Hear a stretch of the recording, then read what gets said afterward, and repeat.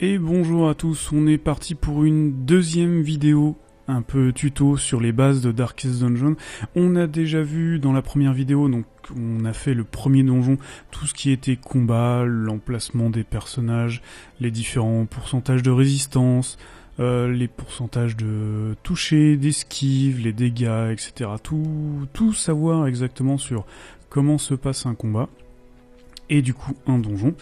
On va passer aujourd'hui au bâtiment, donc ça sera assez rapide, mais on va en profiter pour parler un peu plus du coup des compétences des personnages et aussi de ce qui est l'affliction. Donc, on va commencer déjà par la diligence, c'est le premier bâtiment qui est accessible. Au début, vous avez quasiment rien, vous avez que 2 personnages qui arrivent chaque semaine, et ils sont toujours niveau 0.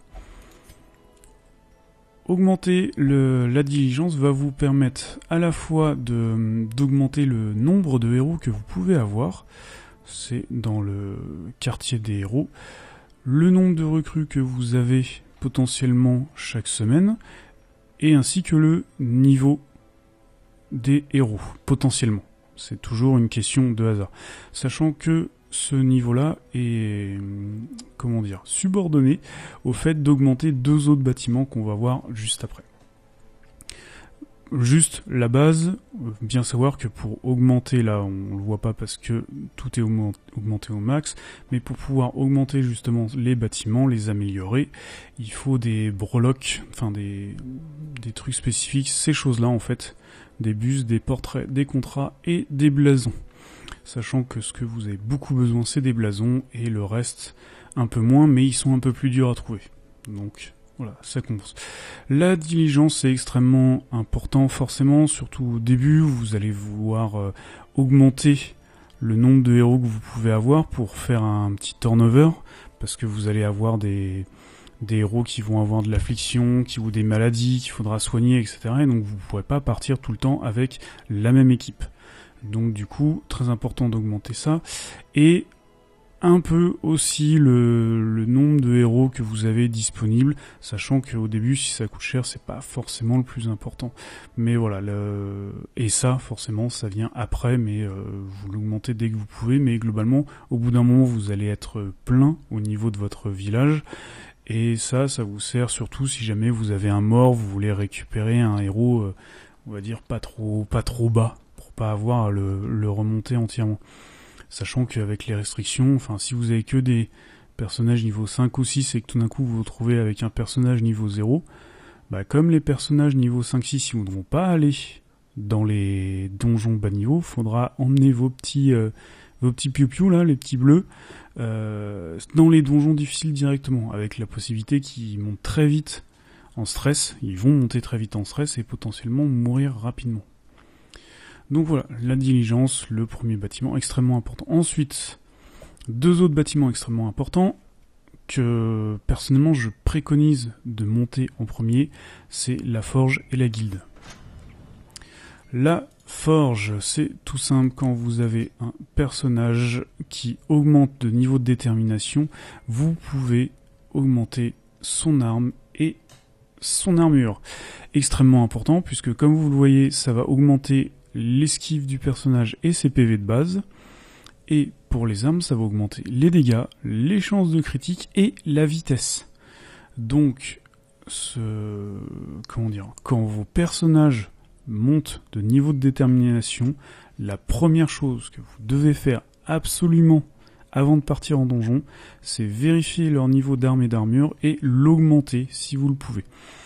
Ça coûte beaucoup d'argent, c'est principalement ça qui va être gênant si jamais vos personnages meurent, c'est-à-dire que au début, voilà, vous allez augmenter, vous allez payer un certain prix en pièces d'or pour pouvoir améliorer son arme, son armure. Si votre personnage meurt, ça c'est de l'argent perdu. Donc du coup, voilà, c'est soit vous faites une espèce de turnover où vous dites je prends que des personnages faibles, je les augmente pas, et voilà, histoire d'au début récupérer des richesses, ce genre de choses, c'est une possibilité. Et dans ce cas-là, en gros, vous en fichez un peu que vos personnages meurent. Soit vous améliorez vos personnages, mais du coup, la perte de ce personnage est beaucoup plus handicapante. Mais en même temps, augmenter un personnage, forcément le donjon est plus facile. Vous accédez à des donjons meilleurs et les récompenses sont meilleures. Et dans tous les cas, au bout d'un moment, vous serez obligé d'améliorer vos personnages pour aller dans les donjons les plus élevés. Pour l'amélioration de ce bâtiment, c'est simple, c'est améliorer la forge donc pour l'arme ou la forge d'armure pour les armures. Le fourneau, alors qui réduit les coûts d'amélioration d'armes et d'armure, doit aussi être augmenté. Ça va vous coûter extrêmement cher. Sinon, c'est l'amélioration qui coûte le moins cher. Et au bout d'un moment, vous voyez, donc ça fait moins 50% sur les améliorations. C'est énorme en termes de pièces d'or, surtout au début. Donc voilà, ne pas négliger ça dès que vous pouvez. Forcément, ces deux trucs-là sont prioritaires, mais dès que vous pouvez, vous augmentez aussi le fourneau. Sinon, au niveau pièces d'or, vous allez vraiment être à ras. De toute façon, en début de partie, si vous n'avez pas beaucoup de pièces d'or, c'est normal. Vous allez partir avec des personnages pas forcément optimisés et tout ça, parce que il faut toujours garder un minimum de, je dirais, 5 à 10 000 pièces d'or, histoire que si à un moment vous foirez totalement sur un donjon, au moins que vous ayez un peu d'argent pour pouvoir repartir. Parce que si vous êtes toujours ric-rac, au moment où vous perdez un donjon, ensuite c'est fini. Et vous avez limite plus qu'à soit relancer une partie, soit prendre des persos à l'arrache et les faire mourir en boucle. Donc voilà. Le deuxième bâtiment qui est du même style, c'est la guilde, c'est ce qui va vous permettre d'augmenter les compétences de vos personnages. Pareil, je prends un personnage, tiens, lui il est pas augmenté. Hop. Voilà, vous voyez, il y a toutes les compétences. Et donc forcément les compétences ont des niveaux. Elles deviennent de plus en plus fortes, font de plus en plus mal au fur et à mesure que vous les améliorez. C'est la base, rien d'exceptionnel. Donc voilà, là, si je fais ça, on voit que le taux de critique va passer à 7% au lieu de 6%. Donc voilà. Vous n'avez pas besoin de tout améliorer. C'est par exemple, vous avez votre... dans la prochaine vidéo, je ferai spécifiquement les personnages et notamment leurs compétences. En fonction de comment vous utilisez vos personnages, vous avez besoin que de certaines compétences. D'autres seront totalement inutiles, vous n'en aurez pas besoin, donc pas besoin de les augmenter. Ça vous fera économiser de l'argent, tout simplement. Voilà, donc amélioration est un peu plus simple, ça coûte un peu moins cher. Voilà, ça c'est pour améliorer les différents rangs. Donc on voit jusqu'au rang 4. Et le régime d'entraînement qui réduit les coûts aussi. Pareil, extrêmement important parce que ça c'est un bâtiment indispensable. Vous avez besoin d'augmenter les compétences de vos personnages. Donc du coup, vous allez dépenser énormément d'argent dans ce bâtiment. Donc voilà, les 3 bâtiments essentiels pour les donjons. Ensuite, on a des bâtiments un peu spécifiques. On va déjà passer au bâtiment de réduction de stress, donc la taverne et l'abbaye. Alors, au niveau de l'abbaye, c'est tout simple, quand vous avez des personnages qui sont très stressés ou qui ont une affliction, vous les envoyez dans l'abbaye ou dans la taverne afin qu'ils puissent déstresser et retirer l'affliction. Vous serez obligé de dépenser de l'argent. Alors, si je prends... J'en ai aucun qui a du stress, voilà. Hop. Alors là, on le voit. Ce personnage-là, il peut pas méditer. Pourquoi ? Parce qu'il a la méditation, voilà, l'esprit tourmenté. Il a un malus. On verra au niveau des attributs avec le dernier bâtiment, enfin l'un des derniers bâtiments. Il a un malus qui fait qu'il peut pas méditer, mais vous pouvez le mettre dans n'importe quel autre lieu pour déstresser.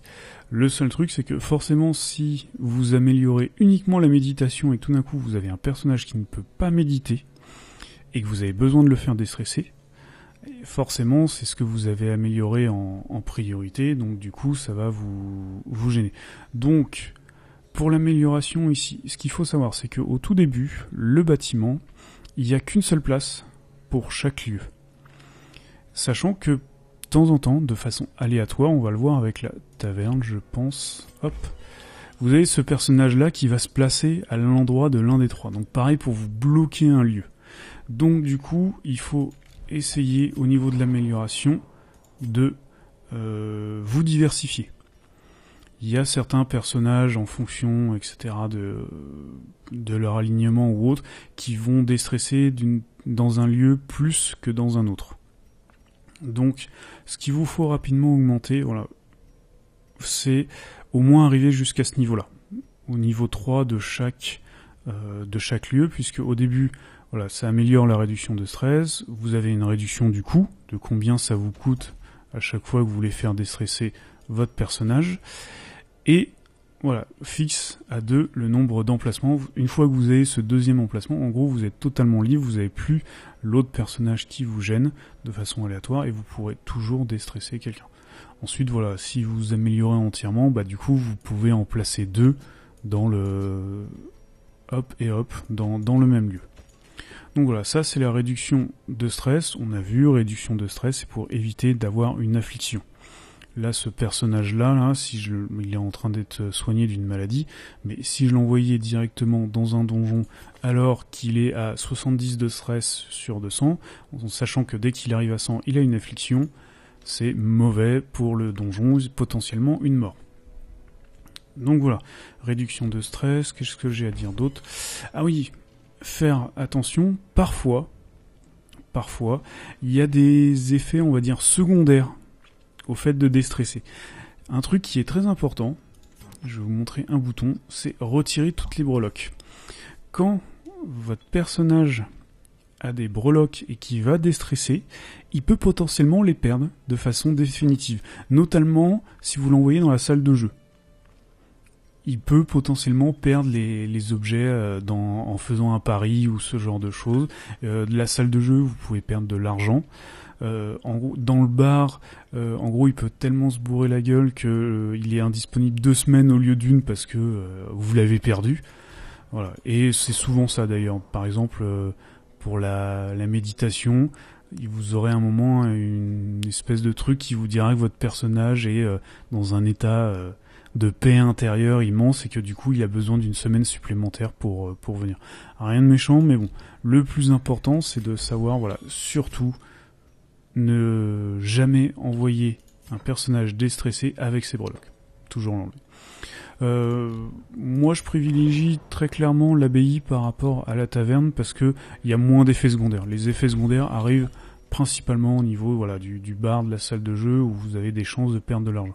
Je crois qu'il y a une possibilité dans la salle de jeu de gagner de l'argent puisque certains personnages peuvent avoir un attribut qui leur donne plus de chances de gagner de l'argent, mais personnellement je l'ai jamais tenté. Voilà. Donc on a vu la réduction de stress, je vais garder ça pour la fin, le sanatorium. L'expert en survie, c'est l'un des derniers bâtiments que vous allez avoir, qui sera accessible. En gros, à partir du moment où vous ferez des donjons moyens, vous allez vous reposer dans les donjons. Et au moment de ce repos, vous pourrez utiliser ces compétences-là, les compétences de campement, pour notamment pouvoir déstresser, se donner des bonus, etc. Par défaut, un personnage a 4 compétences débloquées et 3 de bloquées. L'expert en survie va vous permettre de débloquer les autres compétences. Donc, sachant que ces compétences ensuite ne peuvent pas être améliorées, c'est juste elles sont débloquées. C'est pour ça que j'ai pas forcément énormément amélioré le feu de camp, voilà, l'expert en survie, parce que ça ne fait que réduire le coût des compétences, et au final, une fois que vous avez un personnage, déjà le plus souvent, il a les compétences à peu près que vous voulez, et si c'est pour en débloquer 1 ou 2 par personnage, ça coûte pas énormément d'argent, donc vous avez pas forcément besoin de beaucoup améliorer ce bâtiment. Donc voilà, bâtiment à voir à partir du moment où vous faites des donjons moyens. La roulotte, ça c'est bien un bâtiment personnellement que je n'utilise pas, je l'ai amélioré histoire de, voilà, mais très clairement les trinkets que vous mettez dans vos personnages ici pour vous donner des buffs et des debuffs, vous les récupérez dans les donjons, dans les coffres, sur des boss particuliers, sur les boss tout court d'ailleurs. Voilà, c'est les objets que vous utiliserez le plus. Les objets, voilà, tous les objets légendaires là que vous récupérez contre les boss, c'est ceux que vous avez beaucoup utilisés, ainsi que ceux ancestraux. Et comment dire, ces trinkets là, vous les récupérez en récompense de donjon de fin de donjon. Donc du coup voilà, la roulotte c'est vraiment un truc que je n'utilise pas du tout. C'est extrêmement rare que vous ayez un objet rare là-dedans. Là, vous voyez, j'ai tout débloqué. Normalement, il y en a que 4 disponibles. J'ai tout débloqué pour en avoir le maximum. Et là, il y a que des objets pourris. Donc, et d'autant plus que en début de partie, tous ces objets-là qui pourraient vous être utiles, vous ne pouvez pas les acheter parce que autant j'ai énormément amélioré pour baisser le prix, mais vous n'avez pas suffisamment d'argent en début de partie pour vous acheter ces roulottes. Donc voilà, la roulotte, on s'en fiche. Donc ça, c'est juste les mémoires. Ça, le cimetière, c'est juste pour voir vos héros morts. Il nous reste le dernier bâtiment, l'un des plus importants à partir du milieu de partie, c'est le sanatorium. Le sanatorium permet 2 choses. Hop, il a ici vos personnages, quand vous êtes en donjon, vont potentiellement attraper des maladies. C'est dans l'aile médicale que vous allez enlever ces maladies. Il faut vraiment les enlever, ces trucs-là. Vous voyez, moins 20% de dommages, c'est énorme. Il y a tout un tas de maladies un peu chiantes, tout simplement, qui vous enlèvent de l'esquive, de la précision, qui augmentent le stress, etc., etc. Les maladies, dès que vous avez un personnage malade, ne partez pas en donjon avec lui, vous le soignez, c'est extrêmement important. Vous avez dépensé beaucoup d'argent dans l'aile médicale, donc du coup, voilà, améliorer le dispositif médical pour réduire les coûts et avoir des chances aussi de soigner plusieurs maladies en même temps, puisque ce qui est génial, c'est que les maladies peuvent se cumuler. Donc c'est pour ça, si vous faites ça, souvent ce qui est bien, c'est que un personnage qui a 3 maladies, vous le mettez une fois, potentiellement les 3 maladies vont partir en une seule fois. Donc voilà, déjà pour l'aile médicale, c'est extrêmement important. Ici, l'aile psychiatrique, elle sert à plusieurs choses. Alors je vais prendre un personnage qui en a plusieurs. Voilà, on va parler un peu plus spécifiquement maintenant des attributs avant de parler du bâtiment. Ces attributs, on l'a vu dans la vidéo précédente, à chaque fin de donjon, vous avez la possibilité pour chaque personnage, une probabilité, d'avoir un attribut positif ou négatif. C'est ces attributs-là. Ces attributs-là sont extrêmement importants, ils peuvent donner des buffs énormes et des malus énormes. Donc à chaque fois que vous finissez un donjon, regardez bien les attributs que vos personnages ont eu. Ce qu'il faut savoir, alors vous avez... j'en ai pas... Voilà, on va partir sur ça. Ça, c'est le truc basique. Vous en avez des noms. Vous voyez, il n'y a pas d'icône à côté. Voilà, ils sont de cette façon-là.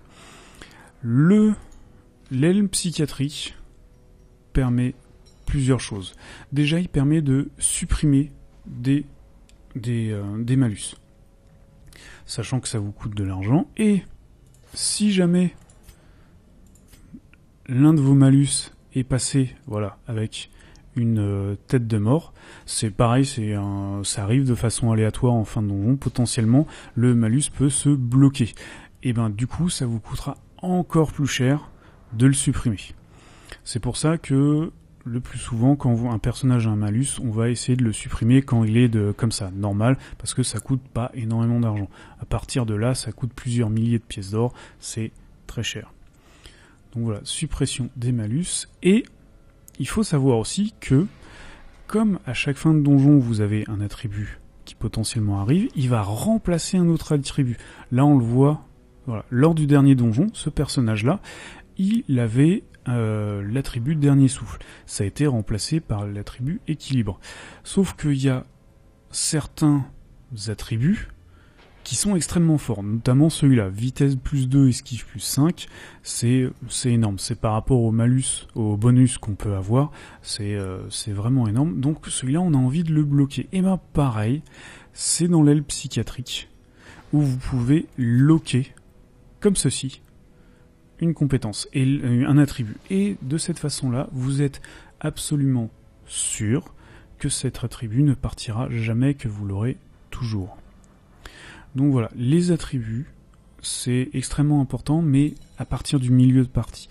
Parce que si à chaque fin de donjon, vous êtes obligé d'envoyer vos personnages dans l'aile psychiatrique, ça va vous coûter extrêmement cher. Donc j'ai dit que c'était extrêmement important. Au début, vous allez partir avec des personnages qui ont des gros malus. Malheureusement, vous êtes un peu obligé. Et à partir du moment où vous arrivez à générer de l'argent constamment, vous allez voir que vous allez tout le temps avoir une base de pièces d'or suffisante, toujours, on va dire, aux alentours de 20 000, que vous descendez jamais en dessous de 20 000, et que vous augmentez petit à petit, vous allez pouvoir commencer à mettre vos personnages dans l'aile psychiatrique, et voilà, commencer à verrouiller les attributs bonus, et enlever les attributs malus. Donc voilà, donc ce bâtiment, il sera à augmenter, mais pas tout de suite. Donc voilà. Bâtiment extrêmement important, mais à partir voilà, je vous dis milieu de partie à peu près, quand vous commencez à avoir, on va dire, de l'argent de façon stable, quand l'argent n'est plus trop un problème pour vous. Sachant rapidement, ça pour ceux qui ont l'extension, hop, vous avez alors, voilà, la banque.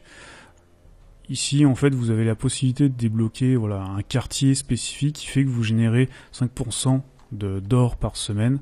Et voilà, dès que vous avez ce truc-là, en gros, vous n'avez plus de problème d'argent. Mais globalement, si vous n'avez pas l'extension et si vous n'avez pas les quartiers disponibles, voilà, vous aurez quand même un moment où vous gagnez constamment de l'argent. Je vais pas parler des quartiers, voilà, c'est dans une extension, c'est spécifique. Chacun voit un peu ce qu'il préfère améliorer. Donc voilà, rien de spécifique pour ça. Moi je sais que la banque est extrêmement important, et ensuite il y a différents trucs, mais c'est en fonction des humeurs du joueur. Il n'y a rien de vraiment, je dirais broken, vraiment hyper important à part la banque. Donc voilà, on a fait le tour des bâtiments, on a vu en plus, et j'ai un peu expliqué le principe des attributs, donc qui est important pour le milieu de partie. Vous le verrez de toute façon bien après, si vous en êtes au début du jeu. Et voilà, on récapitule les deux bâtiments extrêmement importants, c'est la guilde et la forge, la diligence pour avoir du sang neuf derrière, un petit peu les déstresseurs, vraiment un peu. Ça vient après, au début, quand vous avez vraiment des personnages stressés, vous les laissez, en fait vous faites un turnover, vous les laissez tranquilles, ils vont déstresser au fur et à mesure. Là par exemple, c'est long, hein, c'est très long, parce que je crois que le personnage il doit perdre peut-être 10 points de stress par semaine, donc s'il est arrivé à 100, il va mettre 10 semaines à retomber à 0 et à ce que son affliction parte. Donc voilà, parce que l'affliction, on le rappelle, ne part que si vous le faites déstresser ou s'il retombe à 0. Donc si vous le faites retomber à 0 de façon... tout seul, ça sera très long. Donc voilà. Et le sanatorium, qui est un bâtiment extrêmement important, mais plus tard. Donc voilà. Voilà, j'espère que ça vous aura aidé. N'hésitez pas à laisser des commentaires. On fera, je pense, une dernière vidéo où je présenterai toutes les classes avec les avantages, les désavantages, les différentes façons de les jouer. Et donc voilà. À la prochaine.